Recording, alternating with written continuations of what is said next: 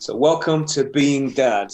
My name's Pete. I'm married to Emma for 11 years, and we've got a little boy named Frank who is nearly 6 years old. I'll talk to myself. I'm Ian. I've got two little girls. I'm married. I've been married for about 7 years coming up now. It's a long while. I'm dad to a 3-year-old and a just turned 1 year old. So I think between the two of us, we've got a decent gap of young children. Yeah. So, just as a quick one, how did you find that? Because there's a joke, isn't there? Like when you have your first kid, if the dummy drops on the floor, you're looking for like the disinfectant and you're washing it and you're not putting it back. And then if you have a second kid, you might put a wet wipe on it first. And when it's your third kid, you just spit on it and wipe it on your coat and it Yeah, goes back in. So it's find your groove. With my advice would be to new dads is just find your groove that works for you. Don't think you've got to be nailing super dad or super mom in those first few weeks and months. It depends how you judge yourself. Like I always thought I wasn't good enough. I've never had that sense that I was good enough, which probably did lead me to feeling overwhelmed. And I do remember having elements of just heightened awareness and anxiety. Like what if we fall in the river? What if someone tries to steal him? What if, and all these like weird anxious thoughts would kind of pop in my head, and it was all around something was going to go wrong. And I found that really overwhelming. And I think looking back, that was a real like trigger moment for me. Was just feeling like something was going to go wrong.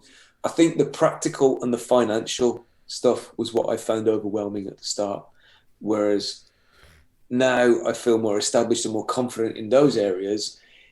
I guess for me, it's more about the existential overwhelm in like the way the world is now, and what do we yeah. want to do with our future now? What does the next 5 to 10 years look like?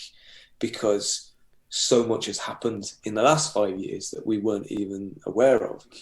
The only advice I would give anyone feeling the overwhelm is talk about it, especially to your wife and your partner, and be honest and open. Because if you're not careful, you'll start to resent each other, and you'll probably start to take it out on each other, and then you'll start to drift apart and argue all the time, and then that's actually the last thing you want, because what you want is someone to be with you while you're going Yeah. through this process.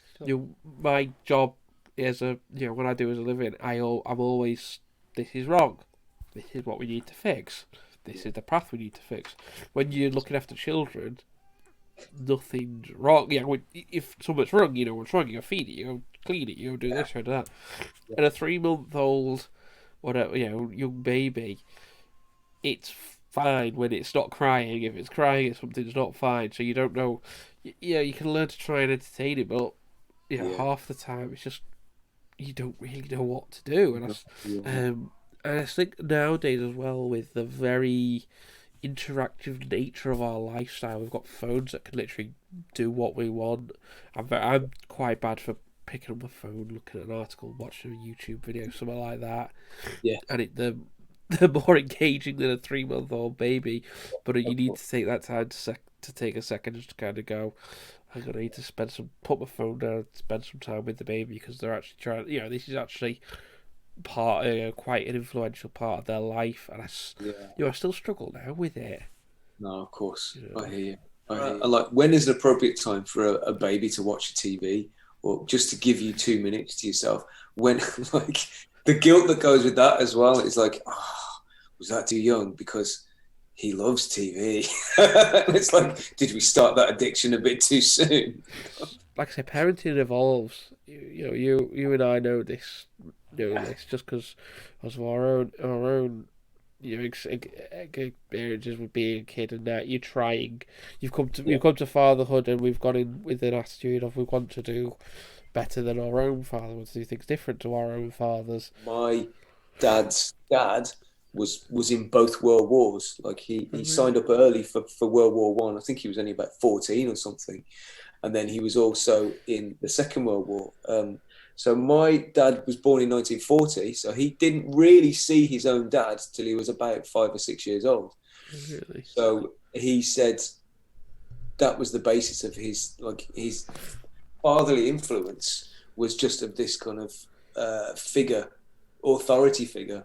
Yeah. There was nothing else really there. There was no kind of nurture or anything else. So my dad didn't know how to do that. That's basically why he was the way he was. I'm a dad. We are both dads, so we know what we're talking about. So for me, a lot of my anxiety is related to like a bit of an imposter syndrome. In my previous employer, I've kind of very much felt like didn't deserve to be there. And sometimes I felt like I really wasn't wanted there, I would say as well. And it's a really difficult time. And then you come back home and have a kid on that, and especially at a point when you're really struggling just being a dad for the first time. Well, that must make a huge difference to how you feel about yourself, and then I guess how confident you are to to take up space, and even when you're at home, being a dad. Like if you walk into the room with some kind of like, well, I know I'm valid here, then that's going to carry across into most areas of your life, I'm guessing. Yeah, I used to be able to kind of sort of cover it up on the half hour trip home by listening to a podcast or something like that, or listening to some music and having that space to to wind down a little bit. I've ever been in this place, but for some dads, having children, having a meltdown or doing something that's making you feel angry and you like, I want to stop this. You need to stop what you're doing so I can not feel this way. Children don't know how to regulate their own emotions. They're looking to you for clues on how to do this. So if you go into it in an angry, triggered way, that's all they're going to learn. They're just going to learn anger to deal with things, or they're going to learn to react in a way that isn't healthy or isn't productive.